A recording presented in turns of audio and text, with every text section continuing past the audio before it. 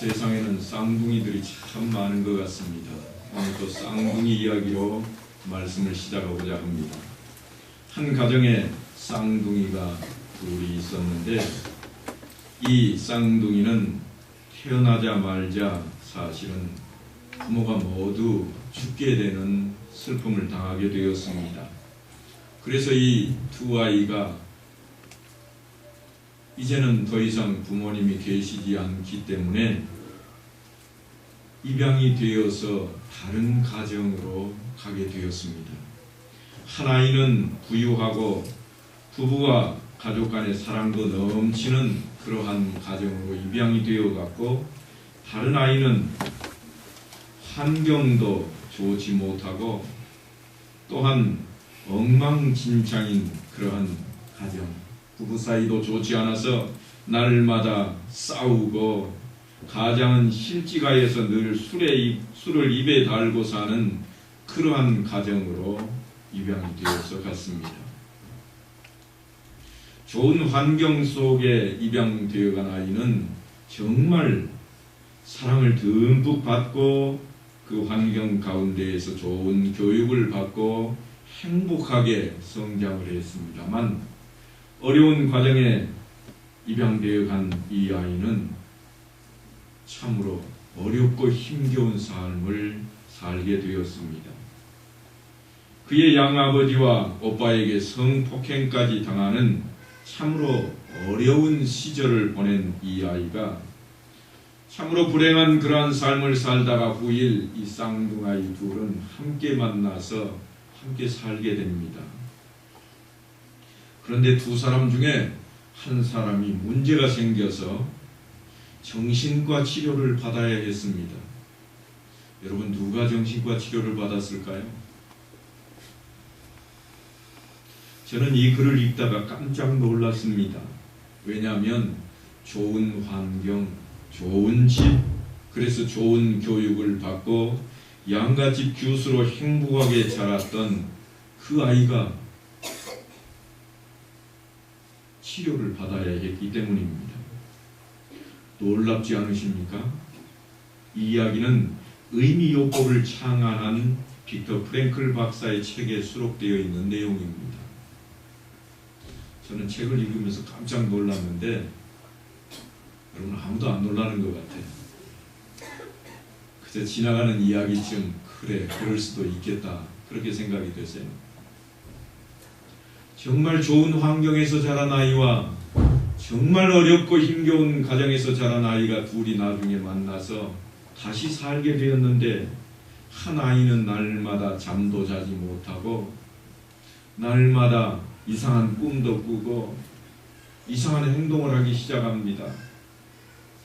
그런데 한 아이는 기쁘게 즐겁게 잠도 잘 자고 평안합니다. 이 놀라운 일이 아마도 우리에게도 가까이 있는지 모르겠습니다. 부모들은 자녀들에게 좋은 환경과 조건 그리고 좋은 교육을 제공하려고 애를 씁니다. 할 수만 있다면 자녀들이 어려움과 고생을 겪지 않게 하려고 수고도 마다하지 않습니다. 자기 자녀에게 그런 것을 제공하지 못하고 또한 학원 나아갈 때 마음대로 가게 할 수 없으면 죄책감까지 느끼는 것이 우리 부모들의 심정입니다. 어떤 아이는 자기가 가고 싶은 학원 다 다니고 자기가 하고 싶은 일을 다 합니다. 어떤 아이는 가정이 어려워서 그것을 다 해주지 못하고 어렵게 하나 정도 학원에 보낼 수가 있습니다. 그런데 부모의 입장에서 보면 어렵게 보내주지 못한 부모는 늘 죄를 지은 것 같은 그런 느낌으로 살아갑니다. 과연 자녀가 문제가 많은 것은 못난 부모를 만나서 그럴까요? 과연 그럴 것인지 우리는 한번 생각을 해보아야 합니다. 의미요법을 창안한 이 빅터 프랭클 박사는요, 결코 그렇지 않다고 말을 합니다. 인생의 참음이 제대로 된 목표를 추구하는 사람만이 제대로 건강하게 살 수 있다고 그는 말합니다.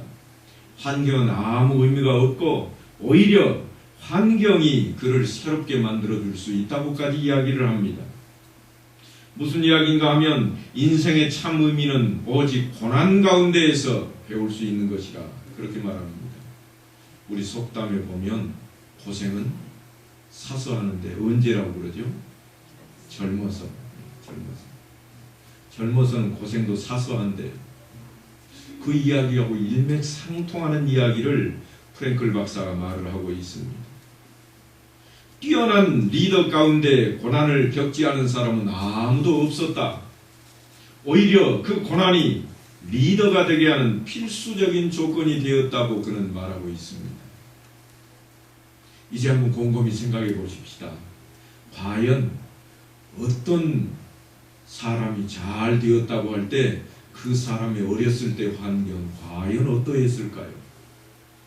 부잣집 아이치고 성품 좋게 잘 자란 아이가 드뭅니다. 그런데 지지리도 없고 가난한 가정에서 태어난 아이들이 보면 공부도 잘하고 성품도 좋아 보입니다. 왜 그러한 모습들이 있을까요? 우리는 오늘 이 본문을 통해서 그 내용을 좀 한번 살펴보기를 원합니다. 이삭과 결혼한 리브가는 한동안 임신을 하지 못했습니다. 그리고 고민을 했습니다. 그래서 하나님께 매달려 기도했고 하나님께서는 리브가에게 쌍둥아이를 주셨습니다. 임신 사실에 미처 기뻐하기도 전에 이 쌍둥이는 리브가의 뱃속에서 다투기 시작합니다. 다투었는지 안 다투었는지 제가 어떻게 알겠습니까? 성경이 다투었다 그러니까 다투었구나 그러는 거예요. 그 다툼이 심상치 않아서 리브가가 하나님께 묻습니다. 그 이유를 물어볼 그런 정도가 되었습니다. 그렇게 해서 태어난 형제가 누구냐면 붉은 털이 온몸에 덮인 에서하고 그 형의 발뒤꿈치를 잡고 나왔다고 해서 야곱이라는 이 두 아이입니다. 이란성인 쌍둥이였습니다. 에서와 야곱은 낳을 때부터 모습이 달라서 이름도 그렇게 지어졌습니다. 에서는 털이 많다, 거칠다 하는 그러한 뜻의 이름이고 야곱은 발 뒤꿈치를 잡고 나오다 또는 속이다 그런 의미를 담은 이름을 받게 되었습니다. 그들이 살아갈 때에도요 그렇게 살아갑니다. 이름대로 살아가고 있습니다. 성장하면서 이들에게서는 각기 다른 모습이 더욱 두드러지게 나타나게 됩니다. 예서는 털이 많은 그 모습처럼 강한 사냥꾼이 되었습니다. 그래서 들판을 헤집고 다녔습니다. 그 에서하고 달리 야곱은 대조적으로 집안에서 조용하게 지내는 인물이었습니다. 이런 차이는 부모의 사랑에서도 확연히 구분이 됩니다. 아버지 이삭은요 남자가 사내가 그래도 나가서 사냥도 하고 멋들어지게 살아야지 그래서 에서를 더욱 사랑했습니다. 그러나 그 어머니 리브가는 야곱을 편애하게 됩니다. 얌전하고 그저 조심조심하는 그러한 아이인 야곱을 좋아했다고 하는 것입니다. 그래서 이들은 살아가면서 점점 부모가 바라는 모습대로 커가기 시작합니다. 예서는 더욱 사나이답게 야곱은 더욱 얌전한 사람으로 그렇게 자라가기 시작합니다. 유목민이었기 때문에 힘이 세고 활발한 예서는 야곱보다 훨씬 더 성공할 조건을 갖춘 인물입니다.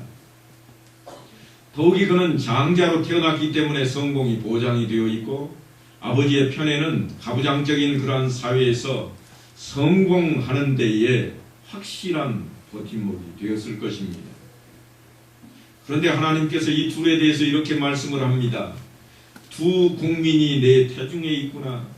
두 민족이 내 복중에서부터 나누어지리라. 이 족속이 저 족속보다 강하겠고 큰 자가 어린 자를 섬기리라. 그럽니다. 왜 모든 조건에서 훨씬 뛰어나고 더 유리한 에서가 야곱을 섬기게 된다는 것일까요? 하나님이 그들의 운명을 그렇게 결정하셨기 때문에 그럴까요? 결코 그렇지는 않습니다. 기독교 신앙은 결코 어떤 운명론도 거부하고 있습니다. 하나님이 태어날 때부터 그렇게 정하셨다면 결코 하나님은 공평한 하나님이실 수가 없습니다. 성공의 조건이 좋은 머리와 아름다운 외모와 뛰어난 재능만 가지고 아니면 좋은 집안과 좋은 학벌과 든든한 배경만 있으면 된다고 한다면 그것은 분명히 불공평한 하나님의 처사일 것입니다. 공평하신 하나님이시라면 성공하기 위해서 다른 요건을 충족시켜야만 하고 그 요건은 누구라도 할 수 있는 것이어야만 하는 것입니다. 성경이 중요한 이유가 바로 여기에 있습니다. 이 세상은 하나님이 만드신 세상이며 하나님께서 오늘 또 운영하시는 그런 세상입니다. 그래서 성경은 하나님의 마음과 뜻이 계시가 되어 있는 것입니다.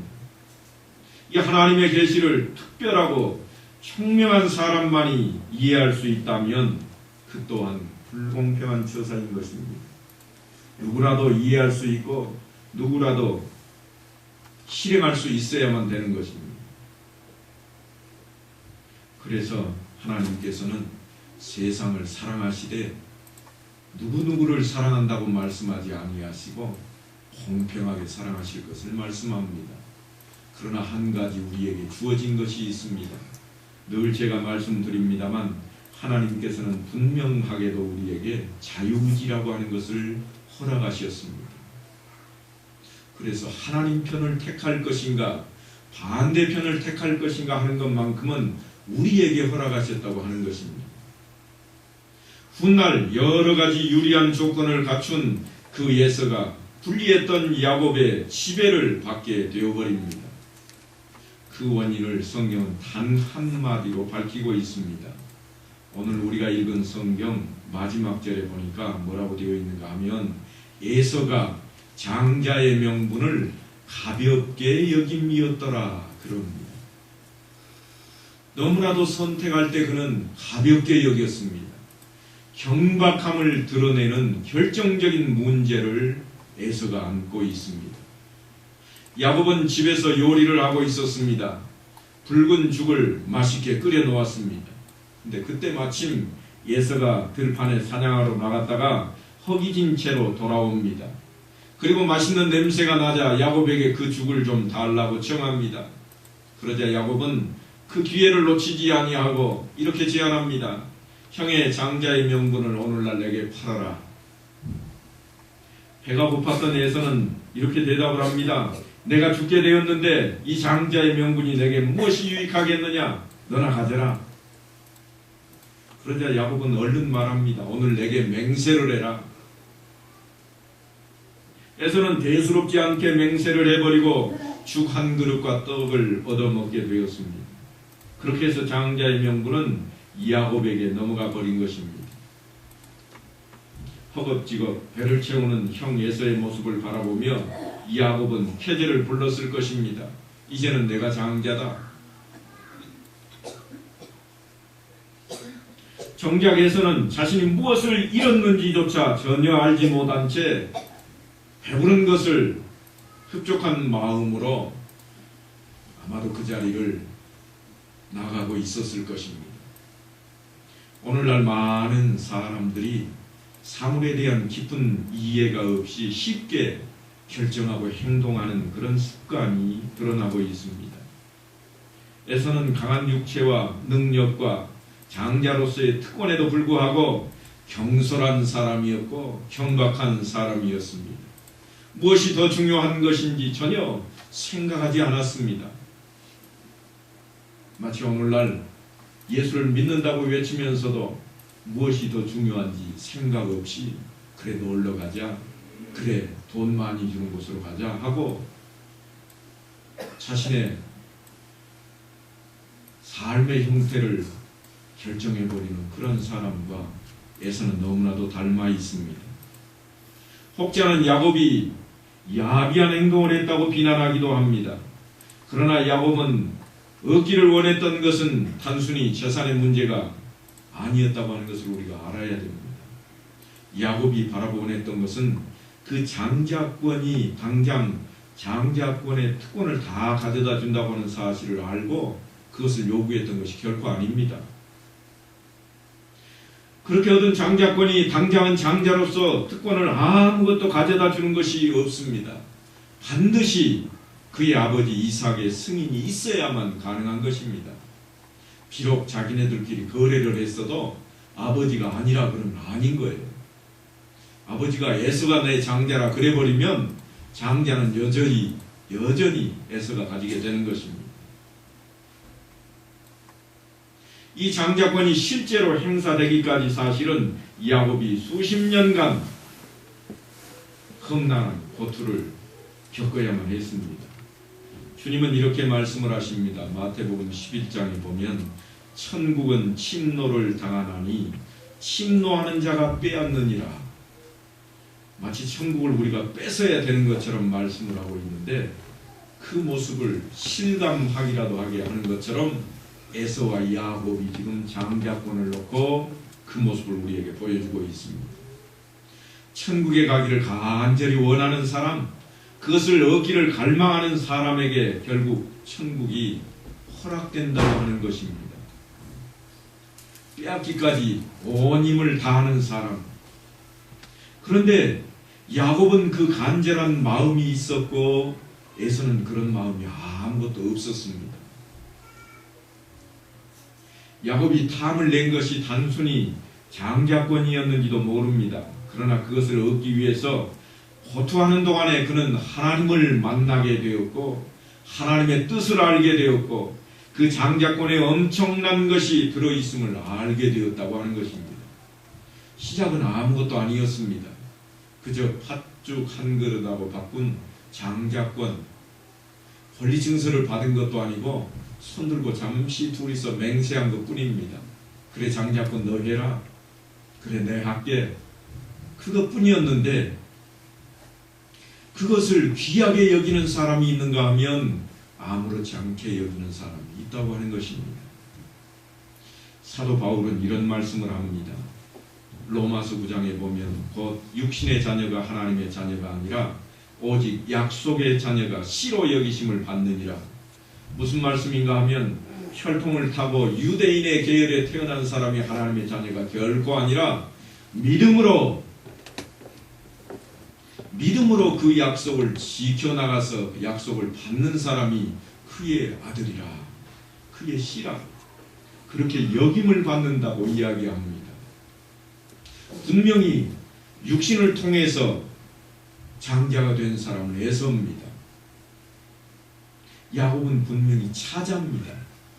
그런데도 불구하고 누가 장자의 권리를 다 차지해버리는가 하면 하나님의 약속을 바라고 쫓아가는 야곱이 다 차지해버린다고 하는 것입니다. 요즘 많은 청년들이 교회를 떠나고 있습니다. 어느 교회든지 마찬가지입니다. 저희 교회도 청년들이 손으로 꼽을 만큼 숫자밖에 안 됩니다. 큰 교회도 가봤더니요, 한평에 있는 어느 교회도 손가락을 2번 꼽을 만큼 청년이 있는 교회는 많지가 않았습니다. 청년들은 왜 교회를 떠나게 될까요? 혹시 교회가 단순한 도피처로서 역할만 했기 때문은 아닐까요? 열심히 기도하고 신앙생활 잘하면 하나님이 알아서 병도 낫게 해주고 직장에도 취직도 시켜주고 하나님께서 좋은 대학도 들어가게 해주고 그럴 것이라고 믿었기 때문에 이제 그 과정을 거친 청년들이 떠나고 있는 것은 아닐까요? 혹시 예수를 믿는 것 때문에 집안에 싸움거리를 만들고 예수 믿는 것 때문에 이웃들과 늘 싸우기만 하는 우리의 부모들을 보고 그러지는 않았을까요? 청년들은 과연 왜 교회를 떠나고 있을까요? 틀림없이 우리의 어른 성도들이 그들에게 무엇인가 보였기 때문일 것입니다. 부분적으로는 옳은 모습들입니다. 그러나 너무나도 피상적이고 경박한 모습을 우리가 가지고 있다고 하는 것입니다. 별것 아닌 말에 쉽게 화를 내고 상처를 입게 만들어 놓고 있습니다. 관계를 쉽게 끊어버리게 만들어 놓았습니다. 어제까지 함께 잘 어울리던 사람들이 오늘은 서로 등을 돌리고 외면해 버립니다. 그러면서 하는 말이요, 다 그런 거야. 너도 세상에 나와봐. 그렇게 돼. 그렇게 우리가 가르치고 있지는 않습니다. 정치하는 사람들을 제가 종종 만나보았는데요. 제가 인천에 있을 때 만나본 분 중에 정말 볼품없게 보인 분이 한 분이 있었습니다. 제가 텔레비전을 통해서는요, 야, 정말 멋지다. 그래도 법조계에 적응하면 내노란 인물이고 정말 멋지게 생겼다. 그런데 어느 날 어떤 기회에 한번 만나게 되었는데요. 이아무개 씨라고요. 정치권에서 아직도 손을 꼽는 인물입니다. 직접 만나서 이야기를 해보니까 아무것도 아닌 거예요. 내가 그렇게 존경하고 정말 멋진 정치인이라고 생각했는데 만나놓고 보니까 정말 아무것도 아니에요. 더더군다나 저하고 대화를 통해서 이야기를 하다가 아, 이 사람은 정치하면 안 되겠다. 이 사람은 차라리 검사나 판사로 있었으면 좋았을 것이다 하는 생각이 들게까지 만들었습니다. 어떤 것이 그렇게 만들었을까요? 그것은 아무것도 아닙니다. 바로 무엇인가 결정할 때 아무 생각 없이 가볍게 여기는 그런 모습들이 우리에게 그런 마음을 갖게 한다고 하는 것입니다. 그것이 바로 우리들이 갖게 되는 비극입니다. 아니, 우리 성도들은 어느새 세상에서 가지고 있는 이 경박하고 소란스러운 그런 모습들에 물들어 버렸는지도 모르겠습니다. 교회에서 그렇게 가르치지는 않았을 것입니다. 돈이면 세상에서 안 되는 것이 없다. 예수 믿는 사람들도 요즘 그렇게 이야기를 하더라고요.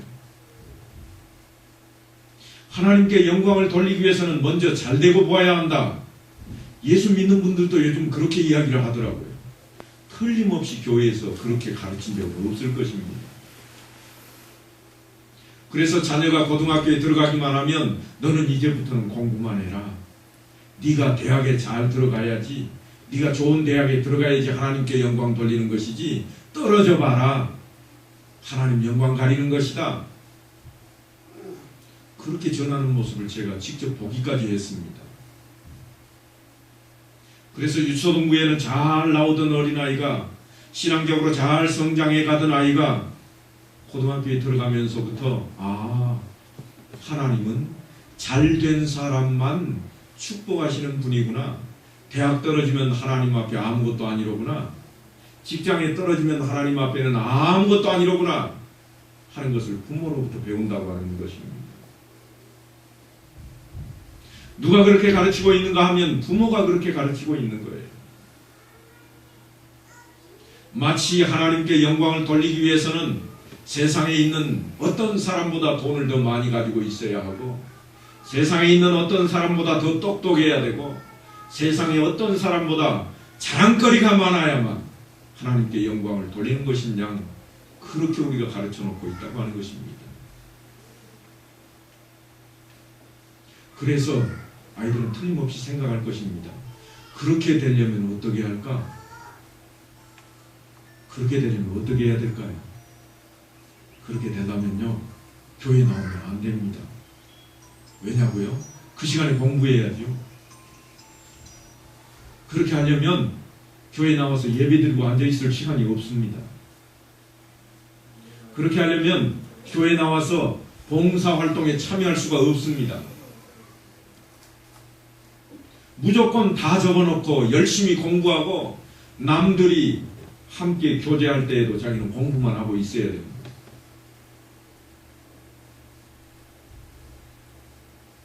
하나님 말씀은 안중에도 없게 되어버립니다. 그러다가 이제 대학에 들어갔습니다. 원하는 직장에 들어갔습니다. 그러면 뭐라고 그러는가? 부모님께서 야, 이제는 교회 나가자. 그러면서 늘 소개를 합니다. 우리 이 아들이 아무 대학에 들어간 아들이요. 이 딸이 아무개 직장에 나가고 있습니다. 자랑스럽게 성도들에게 소개를 합니다. 그러면 이 아이는요, 늘 그렇게 생각합니다. 아, 나는 내놓을 만한 사람이야. 그래서 교회에서도 그것을 가지고 써먹으려고 하는 겁니다. 잘난 것 가지고, 돈 많은 것 가지고, 남들보다 더 우월한 것 가지고 내 신앙이 더 좋다고 그렇게 자랑을 하게 된다고 하는 것입니다. 세상에서는 물론 그것이 바른 모습일 것입니다. 그러나 하나님의 나라에서는 결코 그것이 바른 모습이 아닙니다. 특별히 한국 사람들은 기질상, 성품상 빠른 것을 좋아합니다. 그래서 무엇이든지 빨리빨리 하기를 원합니다. 출세도 빨리 하고 돈도 빨리 벌고 집도 좀 빨리 가지고 그렇게 살아가기를 원하는 게 한국 사람들이라 그런 표현을 많이 들어보았습니다. 그것이 우리를 어떻게 만드는가 하면 우리가 듣는 하나님의 말씀도 그렇게 듣기를 원한다고 하는 겁니다. 빨리 좀 들어보자. 빨리 듣다 보면 무엇을 바랄 수밖에 없게 되는가 하면 내게 좋은 말을 해야만 들리는 법입니다. 그래서 늘 찾는 것이 뭔가 하면 내가 잘 된다고 하는 곳이 어디 있는가? 어디로 가면 잘 될까요? 동쪽입니까? 서쪽입니까? 어디로 이사를 갈까요? 어디로 이사를 가야 집값이 빨리 오를까요? 어느 학교를 갈까요? 그 이름 가지면 출세할 수 있나요? 늘 따지고 묻는 것이 이런 것들이었습니다. 그런 모습을 가진 우리를 향해서 하나님께서는 동일하신 말씀으로 오직 성경 하나로 우리에게 꾸준히 세월이 가도 나이가 들어도 동일한 말씀으로 주고 있으니까 얼마나 답답할 것입니까? 특별히 우리는 설교 말씀도 재미있고 즐겁고 신나는 것만 들려주기를 원합니다. 물론 성경에 그런 대목도 없잖아 있습니다만 성경의 많은 부분은 슬픔과 어려움과 힘들고 걱정스러운 내용들이 너무나 많이 있습니다. 그런데 우리는 늘 생각하기를 골라서 꼬집어내어서 내게 도움을 줄 만한 즐거움을 줄 만한 것만 들려지게 해달라고 그렇게 외치고 있다고 하는 것입니다. 하나님께서 원하시는 것은 그리스도인들이 사물의 본질과 자신의 깊은 중심을 보는 것입니다. 그런데 우리는 그것을 들여다보려고 하지 아니하고 내 겉모습, 밖에 드러나는 모습으로 하나님께로부터 칭찬을 듣고자 한다고 하는 것입니다. 물론 세상에서는 그렇게 칭찬을 받을 수가 있을 것입니다. 그러나 결코 하나님께로부터는 칭찬받을 만한 일이 되지를 못합니다. 어떤 분은 이렇게 말씀을 하시더라고요. 직접 들었던 이야기입니다. 지난 주일날 제가 교회로 오다가 깜빡 잊은 게 있어서 집으로 갔습니다. 그런데 전화가 한 통이 왔는데요. 그 전화를 받고 나갔더니 아주 좋은 만남이 되어서 내가 갑자기 사업이 잘 되게 되었습니다. 하나님의 축복을 받았습니다. 그런 이야기를 들었습니다. 그래서 어떻게 축복을 받았습니까? 그랬더니 계약이 성사가 돼가지고 하루아침에 3억 8천만 원어치의 물건을 팔았답니다. 그래서 자기는 하나님께 큰 축복을 받았다고, 그날 내가 예배에 참석하지 않았기에 하나님이 축복을 하셨다고 그런 이야기를 들었어요. 여러분, 그게 어떻게 들리신가요? 내 일이 아니니까 뭐 그런 말이 있어 그렇게 들리시는가요? 만약에 여러분의 일이면 여러분은 어떻게 하실 건가요? 예배 하루만 딱 빠지면 3억 8천만 원이 내 손에 딱 쥐어진다. 그럼 어떻게 하실래요? 그것을 하나님의 축복으로 여기고 거기 가서 사인 딱 하고 3억 8천만 원 받으실래요? 아니면 에이 그래도 나는 예배 드려야지 그리고 뒤돌아서서 오실래요? 어려운 문제가 우리 앞에 있습니다. 그러나 여러분 착각하지 마십시오. 그것이 하나님의 축복하심은 아니라고 하는 거예요. 하나님의 축복하심은 여러분들이 돈이 많아지건 여러분들이 또한 좋은 자리에 오르는 것이건 그것에 있지를 않다고 하는 것입니다. 하나님의 축복하심은 우리를 향해서 있는 것이 아니라 하나님을 향해서 있습니다. 하나님의 영광을 드러냈는가 그렇지 않은가에 있다고 하는 것입니다. 때로는 우리가 어려움을 당하고 고통을 겪는 중에라도 하나님께 영광이 되면 그것이 하나님께서 칭찬하실 일이라고 하는 것이요. 때로는 내가 잘나고 정말 내놓을 만한 그런 일을 했어도 하나님 이름에 먹칠을 하는 것이라면 그것은 하나님의 축복이 될 수가 없는 것입니다. 그러니까 여러분 세상에서 남들이 좋아하는 건 내가 거머쥐었다고 축복이 된다고 여기지 마십시오. 지금 하나님의 축복이 어느 것인가 하는 것을 에서와 야곱을 통해서 우리가 보고 있습니다만 야곱은 우리가 잘 아는 대로 사기꾼에 가깝습니다. 늘 형을 등쳐서 장자의 명분을 뺏어내는데 팥죽 한 그릇 주고 세상에 그렇게 싼 값에 얻을 수가 있겠어요? 시세로 따져도 장자의 시세가 그래 팥죽 한 그릇밖에 안 됩니까? 나중에는요 아버지까지도 속이잖아요. 내가 애섭니다. 양털 조각 좀 붙여가지고 가서 털 좀 만져보시오. 내가 털의 사람이요. 눈가림하고 아웅하는 그런 인물 아니었습니까? 그런데요 그런 모습 인간적으로 보면 정말 몰상식하고 지탄받아야 될 그러한 모습의 사람인데도 불구하고 하나님께서 누구와 함께 하시는가 하면 에서가 아니라 야곱입니다. 야곱을 찾아주시고 야곱을 만나세요. 하나님 불공평합니다. 세상에 온전한 믿음도 갖지 않고 사기나 치고 아버지도 똑바로 모시지 않는 저런 놈한테 왜 하나님이 가십니까? 그렇게 외쳐봐야 아무 소용이 없습니다. 왜냐하면 하나님의 뜻이기 때문에 그렇습니다. 내 마음대로가 아니라 하나님의 마음입니다. 그래서 하나님께서는 늘 말씀을 하십니다. 사람들은 외모를 보거니와 나 하나님은 중심을 보느니라. 다른 것 보지 않고 나는 중심에 하나님을 섬기겠다고 하는 그 마음이 있는지만 보겠다. 하나님 말씀에 순종하겠다고 하는 그 마음이 있는지만 내가 보겠다. 그렇게 말씀을 하고 있는 것입니다. 그래서 우리가 우리 마음속에 있는 깊은 것을 보기 위해서는 반드시 성령의 도우심을 받아야 된다고 하는 것입니다. 주님께서도 우리를 향해 말씀하시기를 내가 가서 너희를 돕는 보혜사 성령을 보내주겠다. 그렇게 약속하시고 그 약속을 지키셨거든요. 그래서 지금 우리 안에는 누가 계시는가 하면 보혜사 성령이 계시는 겁니다. 사람 안에 사람의 마음 속에 성령이 언제까지나 계셨던 것은 아닙니다. 하나님께서 아담을 만드시고 사람의 코에 생기를 불어넣었다. 그러고 그 다음에 뭐라고 그러는가 하면 그가 생명이 된지라 그랬습니다. 사람만 그냥 사람이 아니라 안에 누가 있다고 하는 이야기인가 하면 성령이 임한 사람이었더라. 그게 누군가 하면 아담이었습니다. 그러나 아담과 하와가 하나님의 말씀에 불순종하자 하나님께서는 성신을 거두어들여 버립니다. 하나님께서 떠나버렸습니다.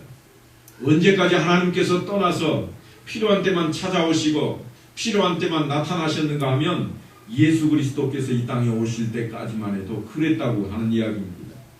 그래서 구약의 역사는 성령이 사람의 마음 안에 활동하는 시대가 아닙니다. 밖에 있는 시대입니다. 그러나 예수님께서 십자가에 못 박혀 죽으시고 부활 승천하시면서 약속하신 대로 내가 너희와 항상 함께하리라. 그 말씀대로 보혜사 성령을 우리에게 보내주셨다 그 말입니다. 그러니까 우리는요 구약의 그 어떤 인물보다 훨씬 뛰어난 인물들입니다. 우리는 내놓을 만한 사람들이라고 하는 거예요. 왜냐하면 우리 안에 성령이 계시거든요. 그래서 우리를 향해 마치 생명이나 되는 것처럼 그렇게 말할 수가 있습니다. 물론 완전히 회복되지 못해서 성화의 단계를 거치고 있어서 온전한 첫 아담과 같은 모습은 아니지만 그래도 우리는 언제든지 도우심을 받을 수 있는 인물입니다. 우리가 기도함으로 성령의 도우심을 받을 수 있다고 하는 것입니다. 성령께서는 하나님의 깊은 것을 우리로 하여금 통달할 수 있도록 너희의 마음에 생각나게 해주겠다. 그렇게 약속을 하시잖아요. 그래서 성령의 도우심을 받게 되면 우리는 분명히 건강한 신앙인이 될 것입니다. 그래서 이 건강한 신앙인이 어떻게 하는가 하면 내게 닥친 어려움 중에도 하나님의 말씀을 지켜나가는 자로 바뀌게 되는 것입니다. 하나님의 뜻을 알고 받아들이는 겁니다. 그래서 세상의 어떤 풍파에도 추호의 흔들림이 없게 된다고 하는 것입니다. 에서와 야곱의 싸움은 대단히 치열한 싸움이었습니다. 형제간에요. 평생에 걸친 싸움입니다. 야곱이 나중에 도망갔다가 돌아올 때에도 혹시 맞아 죽을까 걱정을 했던 것이 바로 이 싸움 중이었기 때문입니다. 이 싸움을 통해서 하나님은 하늘과 땅의 세력 간의 길고 긴 싸움을 보여주고 싶어 하셨습니다. 어떻게 하늘의 세력이 이기는지를 또한 우리에게 말씀을 통해 보여주시는 장면이기도 합니다. 아기 예수가 태어나게 되자 그 소식이 헤롯 궁에 흘러들어갑니다. 그래서 헤롯 왕이 했던 일이 무엇입니까? 2살 미만의 아이를 다 죽이라고 하는 이야기였습니다. 군대를 풀어가지고요, 아기 울음소리가 나는 곳마다 다 찾아다니면서 골목 집집마다 다 다니면서 2살 아래 된 아이는 다 죽여라. 왜냐하면 하나님의 아들이 태어났다고 하는 것 때문이었습니다. 그 헤롯이 바로 에서의 후손입니다.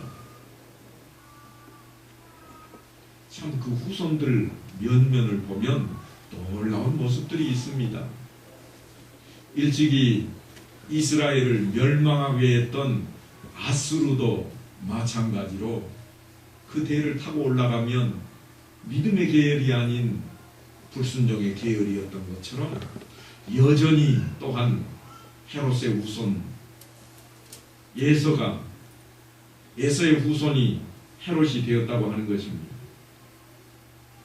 그는 예수 그리스도를 십자가에 단 장본인 중에 한 사람이 되기도 했습니다. 그는 땅의 힘을 대표하는 세력입니다. 에서처럼 힘이 강했고 모든 특권을 가진 왕이었습니다. 그래서 야곱의 후예였던 예수님을 십자가에 처형시키는 일에 앞장을 섰던 것입니다. 그러나 예수님은 땅과 죽음의 막강한 권세를 물리치고 부활하심으로써 우리에게 그 어떠한 땅의 세력도 범접할 수 없는 하나님의 힘을 보여주셨습니다. 하나님의 예언의 말씀대로 야곱이 에서를 이긴 것이 되는 것이요, 큰 자가 작은 자를 섬기게 된다고 하는 것입니다.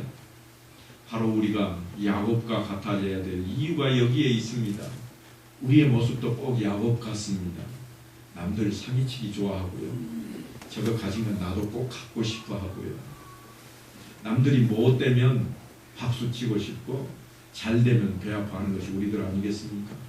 그럼에도 불구하고 하나님께서 우리를 만나 주신다고 하는 것, 하나님께서 우리와 함께 하신다고 하는 이것 때문에 우리가 하나님께 축복을 받는 자가 되어 있는 것입니다. 우리가 마지막으로 주목해야 할 것은 리브가의 뱃속에서 에서와 야곱이 함께 있었다고 하는 사실입니다. 틀림없이 이 두 아이는 한 뱃속에 있었습니다. 우리의 내면 깊은 곳을 한번 들여다보십시오. 우리의 내면 깊은 그 속에는요, 참을 수 없는 경박성도, 상상할 수 없는 잔인한 악마성도 도사리고 있습니다. 아무리 착하다고 하는 사람도요, 건드려 보면 저 깊은 속에는 아주 칼칼함이 있습니다. 아이고 저 사람 순한 줄 알았더니 아니네. 그런 이야기 자주 하시잖아요. 누구에게나 다 있는 것입니다. 그래서 겉으로 보이기는 순해 보이는 사람이라도 때로는 엄청난 일을 저질러 버리기도 하는 것입니다. 우리 속에 에서의 모습도 동일하게 야곱의 모습도 다 있다고 하는 것이에요. 그 두 모습 가운데 어느 것을 택할까 하는 것이 우리에게 주어진 자유의지입니다. 우리 속에는 하나님을 알고 싶고 예수님을 사랑하고 싶은 그 열정과 영혼에 대한 간절한 그런 소망이 있습니다만, 반대로요, 우리 속에는 그러지 말자고, 돈이면 다 된다고, 좀 높은 자리에 앉아봐야 되지 않겠냐고, 세상이 길면 우리가 몇 년이나 사냐고, 100년도 못 사는 세상에 좀 할 것 다 해보자고 덤비는 그런 마음도 내재되어 있다고 하는 것입니다. 예수님이 십자가에서 달려 돌아가실 때 양편에 강도가 하나씩 다 달렸습니다. 이 두 사람은요, 정말 다른 사람들 위협해서 돈 뺏고 사람 죽이고 재산 갈취했던 그런 사람들입니다. 그런데 한 강도가 예수님께 간청을 합니다. 당신의 나라에 임하실 때 나를 기억해 주십시오. 반면에 또 다른 강도는 이렇게 말합니다. 예수를 조롱하면서 네가 그리스도가 아니냐? 너와 우리를 살려내고 와라. 이 두 강도의 심정은 서로 별개의 것이 아니라 우리 안에 있는 두 마음입니다. 분명히 우리 마음도 이쪽이 될 수도 있고 저쪽이 될 수도 있는 것입니다. 구원받기를 간절히 원하는 마음과 함께 모든 것을 집어던지고 아무렇게나 살고 싶은 충동도 우리에게 있다고 하는 것입니다. 에서와 야곱의 치열한 싸움의 현장은 다름 아닌 바로 내 마음속에 지금 자리 잡고 있습니다. 이 싸움은 죽음의 순간까지 계속되는 끈질긴 싸움이 될 것입니다. 그래서 사도 바울은 이렇게 외칩니다. 무엇이든지 내게 유익하던 것들을 내가 그리스도를 위하여 다 해로 여길 뿐더러 또한 모든 것을 해로 여김은 내 주 그리스도 예수를 아는 지식이 가장 고상하기 때문이라. 내가 그를 위하여 모든 것을 잃어버리고 배설물로 여김은 그리스도를 얻고 그 안에서 발견되려 함이라. 사도 바울은 그동안 유익하다고 생각했던 에서의 성품들을 다 내던져버리고 있습니다. 자랑거리였던 것을 모두 다 버려버립니다. 해로운 것으로 여겨버립니다. 오히려 배설물로 여기고 과감하게 내던졌다고 그럽니다. 그리스도를 아는 지식을 가장 소중한 것으로 그는 바꿔버렸습니다. 그래서 그는 그리스도 안에서 발견되는 인물이 되었던 것입니다. 사랑하는 성도 여러분, 감사한 것은요, 아직도 내 안에 누가 있는가 하면 야곱이 발견된다고 하는 것입니다. 아직도 내 안에 에서만 있는 것이 아니라 야곱이 있다고 하는 거예요. 그 살아있는 야곱의 승리를 모두가 다 감당하시는 그런 성도들 되시기를 간절히 축원합니다.